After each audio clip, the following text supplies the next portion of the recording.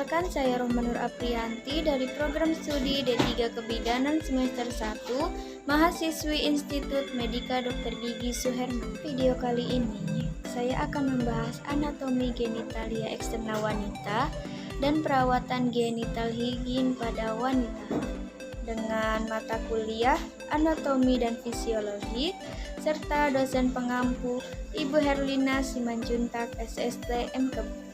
Dalam pembahasan kali ini kita akan membahas genitalia interna wanita. Apa sih genitalia interna wanita? Jadi, genitalia interna wanita adalah organ reproduksi yang nampak dari dalam. Apa saja sih organ yang ada pada genitalia interna wanita? Itu ada vagina, uterus, uterine tubes, dan ovarium. Membranus yang memanjang dari bagian cervical uterus sampai ke bagian vestibulum, yaitu celah antara labia minora ke arah terbukanya vagina dan uretra. Bagian dinding anterior dan posterior dari vagina biasanya berdekatan sehingga tampak lebih menempel. Vagina memiliki fungsi sebagai saluran cairan menstruasi, membentuk bagian inferior dari jalan lahir sebagai tempat penis dan proses ejakulasi saat proses hubungan intim, berhubungan dengan kanalis cervicalis di bagian superior, berbatasan dengan vestibulum di bagian inferior. Ini ada uterus. Uterus merupakan organ muskular berongga, berdinding tebal, dan berbentuk seperti buah pera. Uterus biasanya terletak di daerah pelvis bagian bawah, di mana bagian badannya terletak di atas kandung kemih dan bagian cervicalnya terletak antara kandung kemih dan rektum. Uterus mempunyai dua penyangga, yaitu pasif adalah saat uterus berada pada puncak bladder dan dinamis adalah pelvic fascia. Yang ketiga ada uterine tubes. Uterine tubes memanjang secara lateral dari kornu uterus dan membuka ke dalam rongga peritoneal di dekat ovarium. Uterine tubes berada dalam mesosalpinx pada tepi bebas dari brood ligamen. Uterine tubes dibedakan menjadi 4 bagian, yaitu infundibulum, ampulla, isthmus, dan bagian uterin.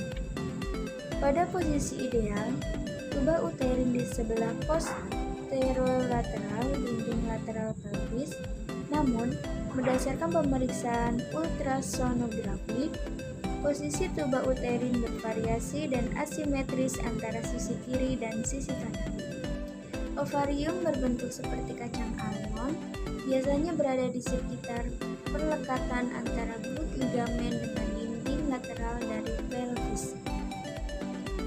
Ovarium dipisahkan oleh peritoneal fold, yaitu memisahkan mesovarium dengan bagian postero-superior dari brood ligamen dan memisahkan suspensory ligamen dari ovarium dengan dinding pelvis.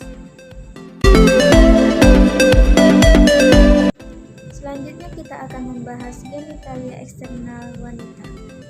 Apa sih genitalia eksternal wanita? Jadi, genitalia eksternal wanita adalah organ reproduksi yang nampak dari luar. Nah, organnya apa saja sih? Di genitalia eksternal wanita itu terdiri dari mons pubis, labia majora, labia minora, klitoris, bulbus vestibulum, glandula vestibularis major dan minor, serta vulva atau pudendum. Mons pubis dikelilingi oleh lapisan lemak di sebelah anterior symphysis pubis, tuberculum pubicum, dan rami pubis superior. Jumlah lemak pada mons pubis itu meningkat saat pubertas dan menurun setelah masa menopause. Setelah pubertas, mons pubis itu dikelilingi dengan rambut pubis yang sangat kasar. Labia majora.